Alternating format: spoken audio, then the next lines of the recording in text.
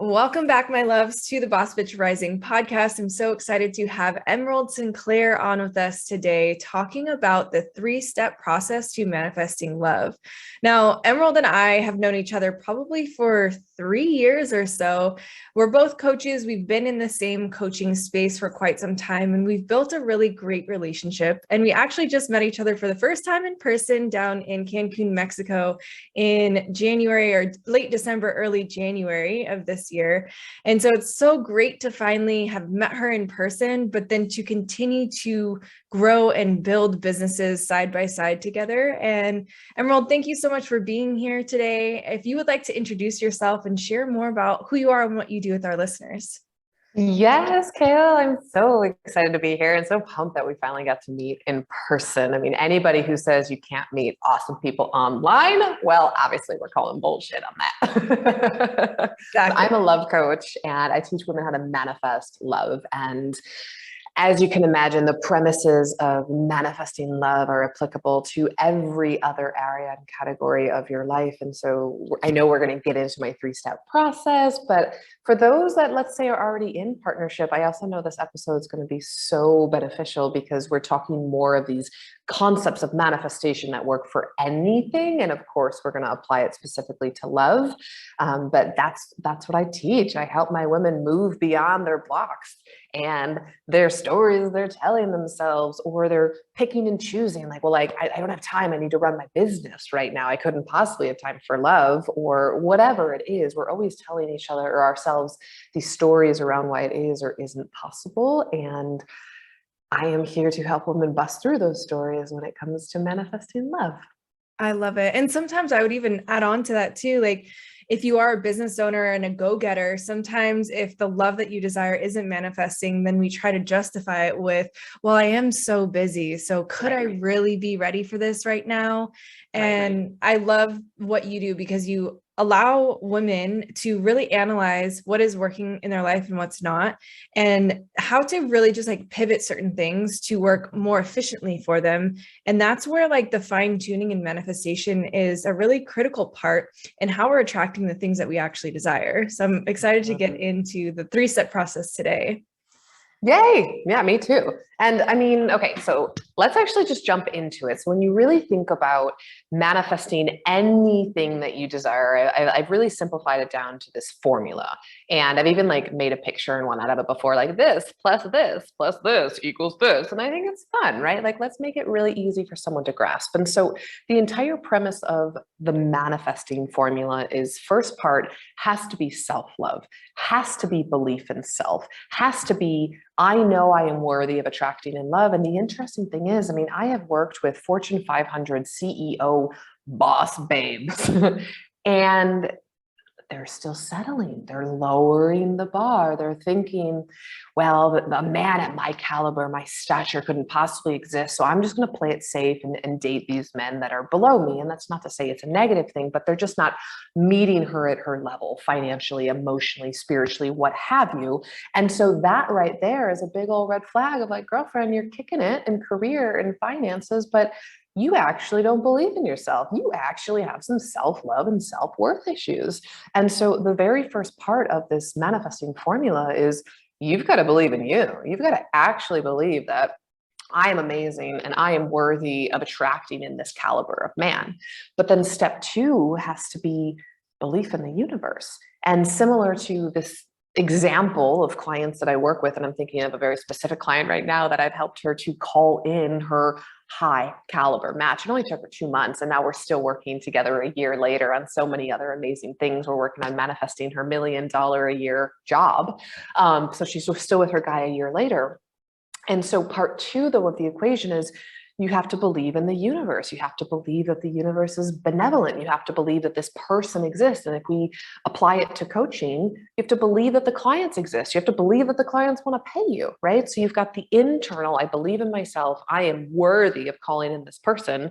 But then the external, I have to believe in the universe. I have to believe that this person actually even exists, or the clients, the money, what have you.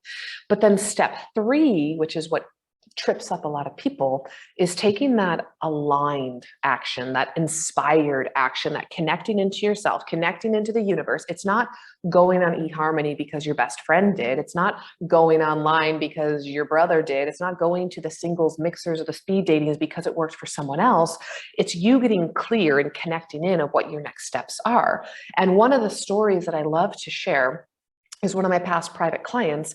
She manifested her fiance with her second online date, but this was after she had done the work, right? And so it's not what you do, but who you are when you're doing it. And then furthermore, if it's the aligned, inspired action for you. And I would say the challenge with so many of my clients who are type A, kick-ass go-getters is they're so used to doing it all on their own that they struggle with 2 and 3. They don't actually trust in the universe, and they're not actually taking that aligned, inspired action, which is a process, as you know, to learn. You don't just snap your fingers and have a connection with your intuition and a connection with the universe. It's something that you build and cultivate over time, which is why these processes take time. As you know, like you don't coach your clients just once, you coach them weekly for months at a time. And so when you think about this entire formula, I would question your amazing podcast listeners to question themselves. Like, am I struggling with my belief that I'm worthy of this type of relationship? Am I struggling with my belief in the universe that this type of relationship exists for me, this type of person? Or am I completely oblivious to my own inner guidance system that's actually telling me which way to go and where this person actually exists? And you can see how you can apply this formula to absolutely anything in your life. Oh, so many powerful points there. One thing that really stood out to me is, especially for really like high level go-getter people, typically are seemingly in control of their life, right? They kind of dictate the flow and the direction that their life is constantly going. So when it comes to manifesting love, and especially that high caliber love, it can almost feel like they're giving their power away because it's like the uncertainty of what am I going to get in return? So that's something that I've found with working with my own manifestation clients is when people are really successful in one area of their life, they feel very in control of that area. But when it comes to the love life, they feel super out of control. But again, that goes back to, of course, the self-worth and understanding what you deeply desire and deserve to have, but also having that deeper inner connection with your intuition, which is one of the most powerful guiding forces that any of us can tap into. It's an innate birthright for all of us. So if we learn to quiet the ego, which is that like go-getter, being in control all the time aspect of who we are, that can actually be really hard for those high achieving individuals who maybe aren't so connected with their intuition already. Right.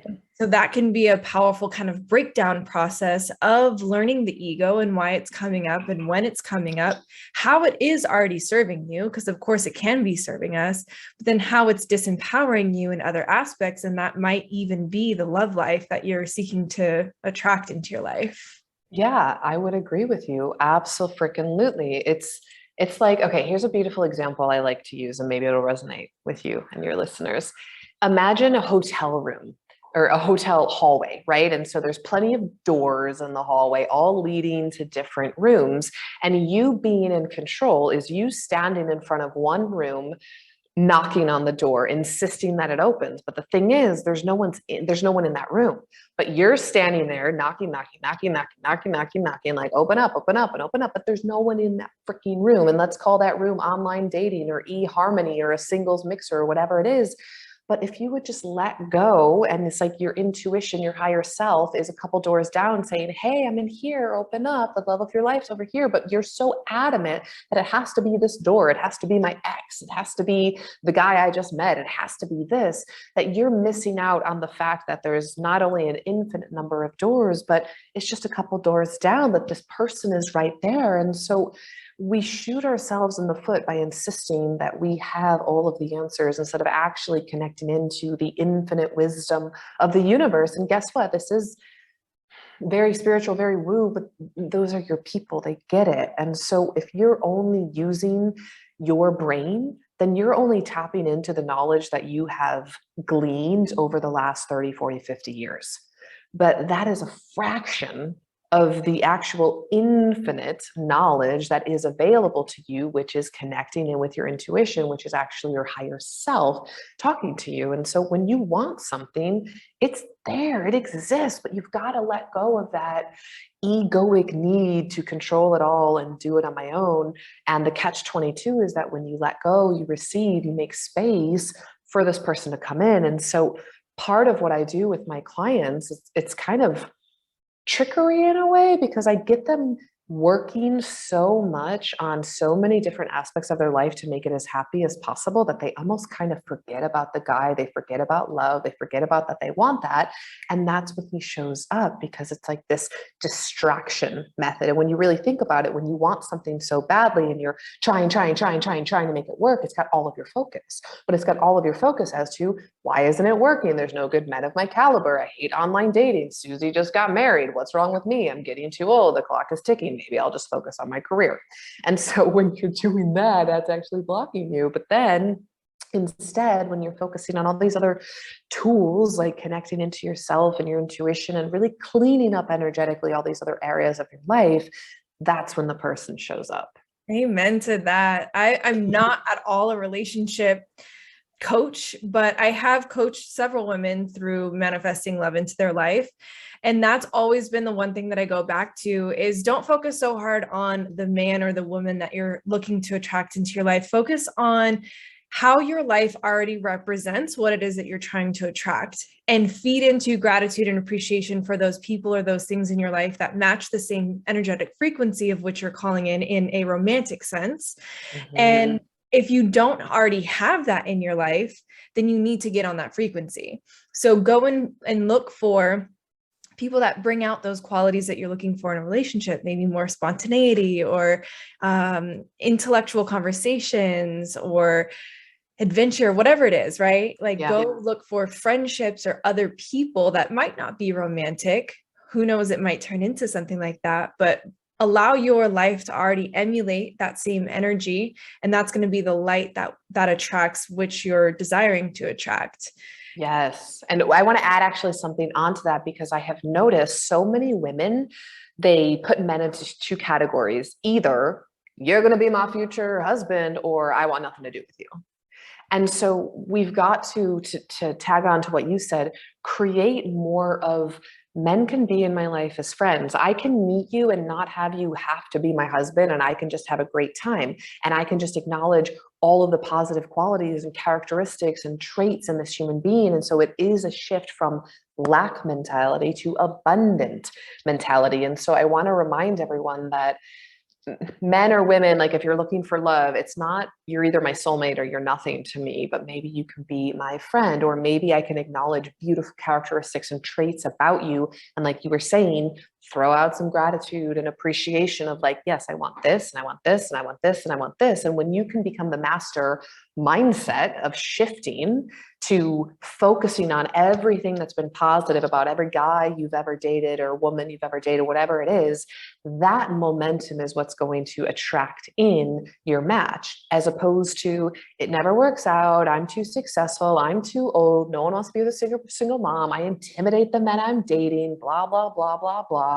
Those stories are going to 100% get in your way. It's kind of like if you were working your way up the career ladder, you're not going to be successful by telling yourself how much you suck and how hard it is to get a promotion and nobody at work likes you and no blah, blah, blah, right? Like it's the exact same thing when it comes to love. Absolutely. And I've seen that exact thing shoot a lot of people in the foot in my dating path, I guess.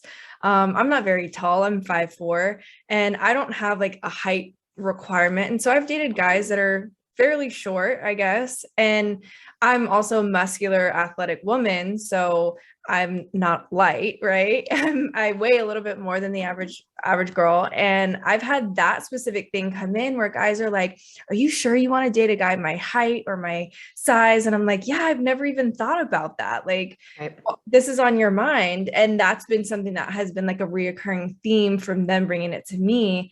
And whenever it didn't work out, that's where they place it didn't work out because she doesn't like Too that I'm short. so short, or I'm not big enough and muscular enough for her, when that was like never the case. Interesting. Yeah, well, and that's the thing. We make up these stories in our minds of like, oh, well, the reason it didn't work out must be because of this. The reason I'm single must be because of this, when actually nothing could be further than the truth. If you were able to actually understand the situation of all 7 billion people on the planet, or 8 or 9 or wherever we're at, and you were able to look at their situations of every single person in relationship, you'll realize every single combination exists.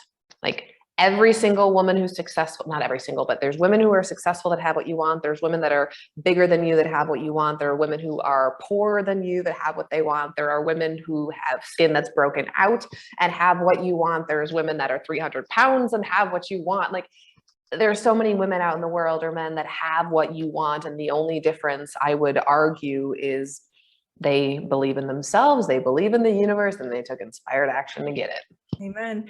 I think too, and this might be an important part of the conversation to have, I'm very connected with my intuition. So I can just feel like I might get along with somebody famously, but there's just not that romantic connection. It's more of a friend connection. And so in those particular, it was 2 specific men that I'm talking about in this case, it just wasn't that lifelong romantic connection that I was looking for. But I was like, I love you as a friend. I love you as a human being. I want you in my life, but I just don't want to do the dating thing anymore. If we're able to be friends, let's do that. And a lot of people think because there's no drama or like big disagreement, or you guys get along great, there's no reason to break up.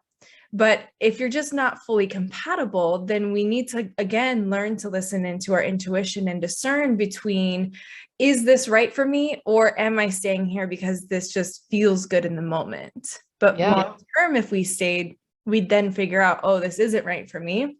And it likely wouldn't feel good anymore at a certain point. Sure, absolutely. And that's where it is, really taking that time each and every day to go within. It's why meditation is so important. It's why there's these different exercises to connect into your intuition that you can do every single day, because your intuition is going to be quiet. It's going to be a whisper. It's going to be a nudge. It's going to be something that popped into your head. It's going to be a feeling. I love to always share that your body is a tuning fork, and the more time you take to connect in with your body, not your mind, right? Not the pros and cons, which once again, a lot of very successful women tend to put so much more emphasis on the brain. And I used to be the same way. I used to be such a logical woman. It took me a very long time to really connect into my feelings, into my body, and learn how to trust my intuition.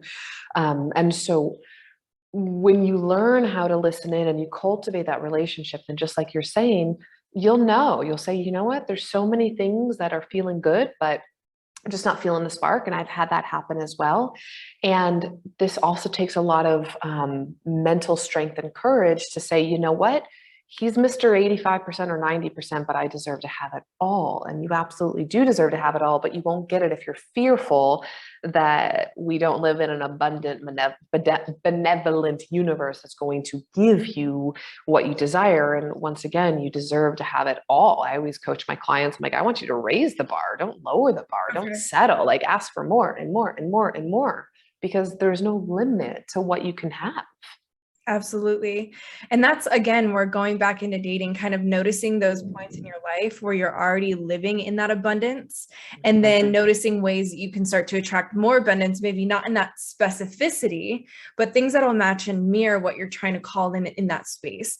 In a sense, and I hate to say it this way, but maybe ways that you can start to mirror what you're calling in an easier space. So if feeling the romantic attraction with what you're calling in feels hard for you, finding that in friendships or in your living space, that could be a way easier space to create in. And then living in that gratitude there can be that energetic frequency that will start to attract in what it is that you're looking for. Exactly. And so an exercise that you could do if you wanted to shift your awareness is think about how you want to feel in partnership. And maybe it's loved, adored, cherished, supported. Well, then start journaling into, what ways am I already supported? What ways am I already loved? What ways am I already cherished? It doesn't have to be in the category of romantic relationship. It just needs to be that you're acknowledging the ways in your life that it's already showing up. Yep. So take us through the 3 steps again. Okay. So we have one, belief in self, which is all going to be self-love, self-worth. What are the stories you're telling yourself? How are you treating yourself? If you're a workaholic, guess what? That's actually not you loving yourself. And you and I talked about this in person too, just a little bit. And you talked about like just how much, and hopefully it's okay that I say this, but you're talking about like how much you dedicate and work on your business. And there was a part of you that felt guilty for taking that time off to come down to Cancun and have a blast. And for me, I am all about feeling my best in any moment, because the better I feel, the better I'm going to do at work. And I've had clients that are working 12, 14, 15-hour days. And I'm like, girl, there is a tipping point where the more you work, the less productive you are and the less helpful you are to your clients. And not to mention, how about sleep and taking care of your body? So step one, and there's so many aspects of self-love and self-care, but it has to be, how are you treating yourself? What are you thinking? How are you feeling? What type of people do you hang out with? What type of activities do you do? The whole spectrum of self-love and self-care. Whereas step two is going to be belief in the universe, belief that he or she exists. And so some women have no problems with step one. They're like, I am amazing. I think I am awesome. I take care of myself. I have a rich social life and friends, a rockin' body. I go to the gym. I sleep 8 hours, blah, blah, blah. But I feel like a unicorn looking for my mate. I don't actually believe that of the 8 billion people on the planet, like that my person that matches this amazingness could actually exist. And so that would be step two, is you've got to really work on that faith and trust with the universe, which also pulls into step three, that aligned action, inspired action, because what works for Susie is not going to work for you. And that's so many women putting their power outside of themselves, as opposed to learning how to connect into the wisdom within. And so I think about, for example, I've had so many clients that have been single for 2 years, 3 years, 5 years, 10 years. I've tried online dating. It's not working. It's not working. It's not working. Hired a matchmaker, done eHarmony. They've done all of the things, but they've been doing the things out of alignment. And so then we work together. We work on the self-love, the making your life as amazing as you can in every area, the belief and trust in the universe, like letting go of those old wounds and habits and traumas and fears. And then they get the inspired action and they come to me and say, Emerald, I'm thinking I want to try online dating again. I'm like, cool, great. I'll help you set up a profile. And then boom, boom, first or second date, there it is, done, easy. So the action was aligned. It was inspired. They weren't doing it because someone else did it and they thought it was their only option. It was, they worked on those first 2 steps of the formula with me over a couple of months. Then, once again, I didn't tell them. They got the inspiration that says, I think I'm ready for online dating. Okay. Or in another client's case, she got set up from a friend that said, you two are like, you haven't met this guy, but you're really in alignment. I think you should meet. This was after she and I had worked together for a couple of months. And so she was much more open to the possibility of love. She was much more believing that a man of her caliber existed. And this is the first time she's actually ever dated a guy that is more successful than her, that's emotionally available, that's a great communicator, but she had to ultimately open up and believe in herself and believe in the universe. And then the inspired action was when a girlfriend played matchmaker, but she had to listen within and say, yes. I love it. Yeah. And a lot of the times too, when we desire something so much, we take scarcity action, right? Out of lack, where it's just like, I've got to have it now. I got to do it. And it's like that frantic energy. And that's where a lot of the disconnections are happening. So when we can really, really, really slow it down, take a break from the dating, or take a break from the doing the work, like, the not doing the work because we're doing inner work, but doing like the outer work, taking action, but it's unaligned. That's when we can again start to connect inward and just see the points of ourselves that need to be further developed again in order to become a match for exactly what it is that we're calling in. Sometimes we still need to grow and learn in different ways to fully fill the space or the capacity of which we want to be, like that person that we want to be when we're calling in whatever it is that we're attracting into our life. Exactly. I mean, and it's all energy, as you know, and teach, we always get our energetic match. And so if your external is not reflecting what you want, and in this case, we're talking about relationships, that's when you go back to the formula. Like, am I really being the type of woman that is going to be in partnership? Do I really believe that what I want exists? Because your thoughts are energy, your belief systems are energy.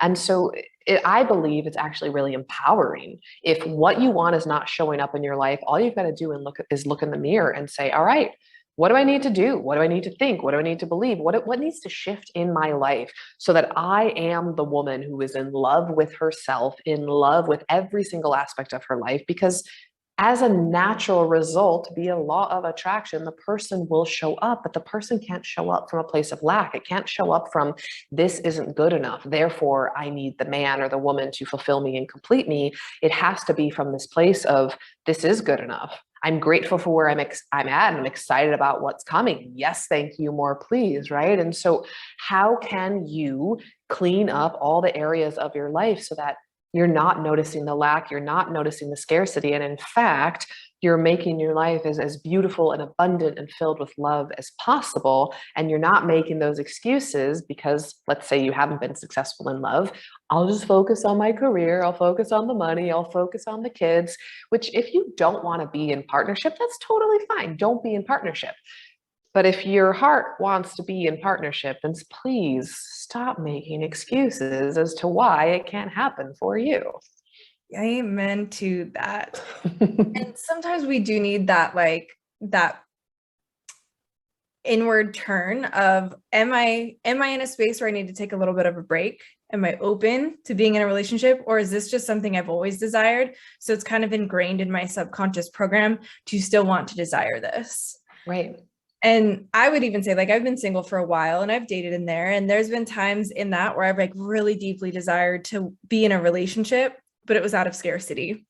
And then there were other times where I desired to be in a relationship, and I found an amazing partnership for, you know, that season of my life, and we grew a lot together. And then it was just time for the relationship to move in different directions. And there was other times where I had zero desire at all to want to be in a relationship. And I was just like on that inner working of me and my business aspect of growth. And so really, again, tuning into that intuition and figuring out where you're at and what it is that your higher self is calling into you to seek out in your current reality. Yeah, and you bring up a really good point. I mean, I believe we're meant to have our desires, and our desires are sacred, and they are a compass saying, go this way. Like, it's not a carrot at the end of the stick. And so, like you're saying, if you don't desire to be in partnership, if you're really just enjoying building your business, great, then do that. But if you're lying to yourself, that's something completely different. And then another thing you had said that I really want to tap into is that relationship was for a season of growth, and you learned so much and then you moved on. And one of my bigger missions in the business is to ultimately shoot some holes in the Disney myth that a successful relationship is you meet Prince Charming, you fall in love, you get married, and you're together for the rest of your lives. Amen. Bullshit. A reason, a season, a lifetime. There is so much growth that happens in relationship.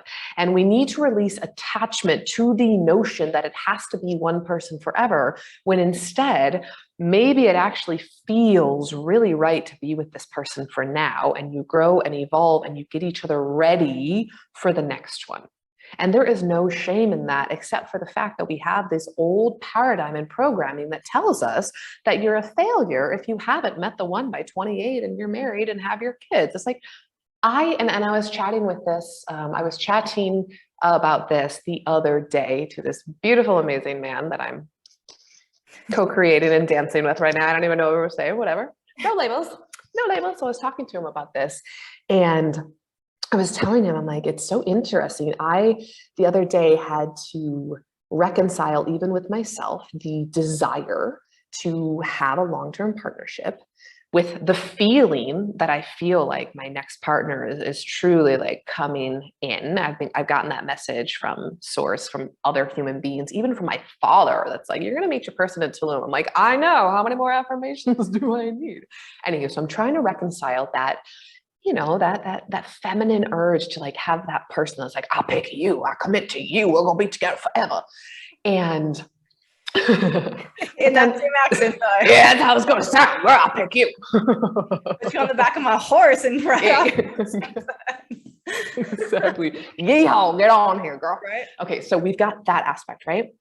But then there's also the aspect that I believe relationships are vehicles for spiritual growth. And so who am I to define if I'm with someone for a night, a week, a month, a year, 5 years, as long as it's feeling good and aligned in my heart and I'm not making that decision out of scarcity and lack. And so when he and I were chatting, I was talking through these two different things that I have to come and reconcile with sometimes.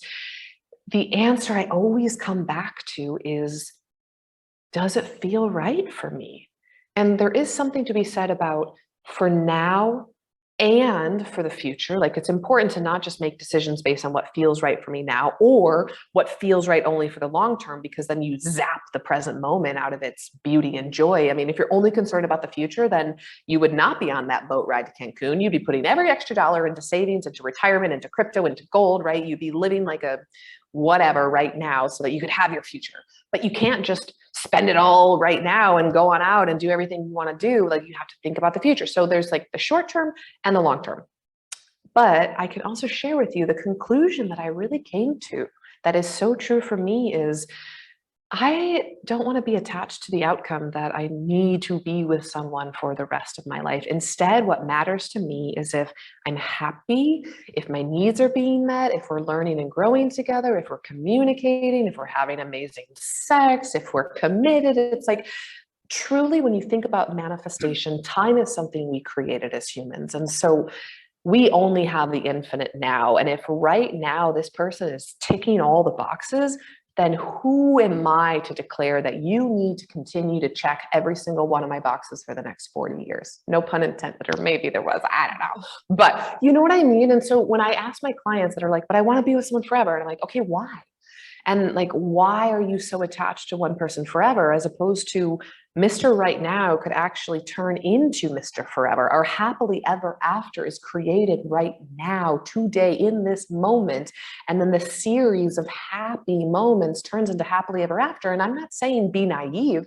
I'm saying communicate with the guy. What are you looking for? Are you looking for a partnership, for a relationship, for a one night stand, for a fling? So like, don't deceive yourself and start being with this guy that makes you so happy, who's also a player, who doesn't want anything to do with commitment. So have those open communicative conversations. But what I would like people to do is actually, put some holes in that idea that long-term love equals happiness equals the only path for me, when actually I have learned so much in every single one of my relationships.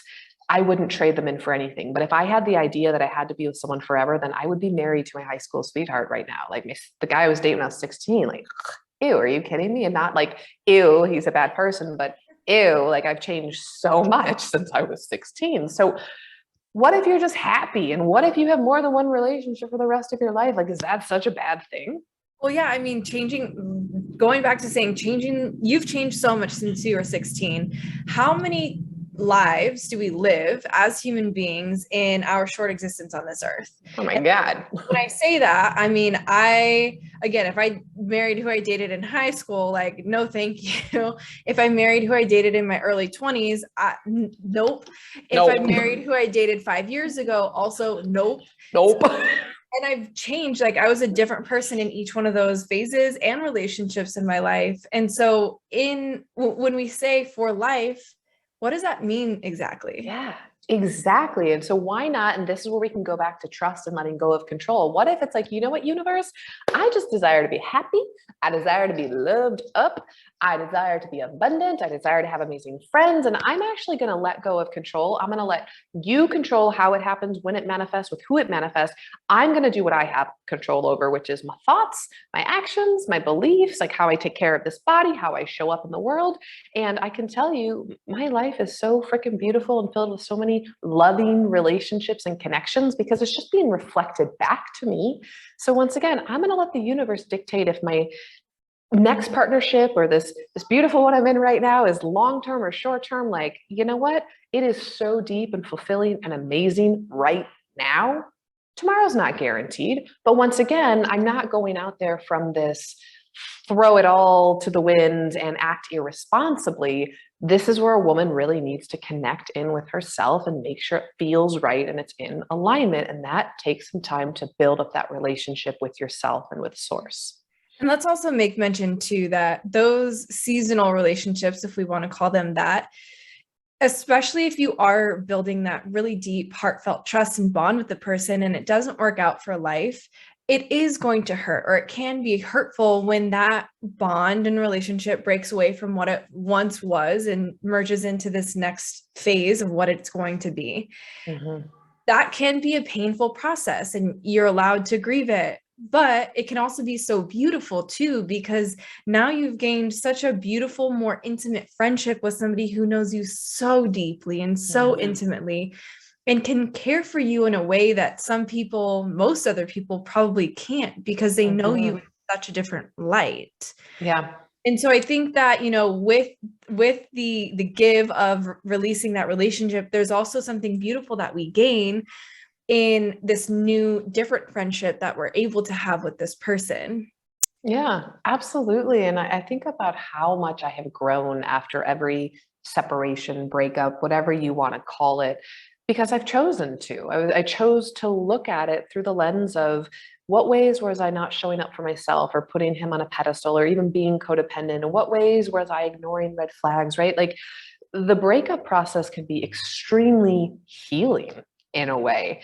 Like these last X number of months since my last partnership ended, I have grown more exponentially than I ever did in partnership. And when I was in a partnership, I would have told you, I've grown so much in this relationship, it's crazy. And now after the relationship, I'm like, I've grown so much, it's crazy. And now with this new man that I'm dancing with, I'm like, holy shit, like I'm growing so much, it's crazy. But like, that's my commitment to myself of, I want to be the best, happiest, most abundant version of me, the most loving version of me. And as a result of me being that, it's reflected back to me in every single relationship in my life. It is so beautiful. And it's so beautiful to finally kind of be able to look back on those maybe painful moments of having a breakup and now have gratitude for what you had with the person, what you learned from the person, and now where you are in your life because of that person's influence in your growth. Yeah, amen to that. I mean, if for any women or men listening that have not done an exercise of looking for everything they're grateful for with their exes, it's time, because otherwise you're still energetically holding on to the hurt, the pain, the victimization, and that is a block to love. And any woman that's lying to herself, like, I'll just focus on my career, then she's probably still has some past trauma, pain, heartbreak that she's ignoring. And so you have to dig in and do the work, forgive your exes, and look for all the gratitudes. What did you learn? How did you up level? Because when you learn the lesson, you don't have to learn it again. Amen to that. Yeah. You keep up leveling. Yeah. Higher level. Mm-hmm. Love it. So any last things that you would like to share or guide our listeners with today?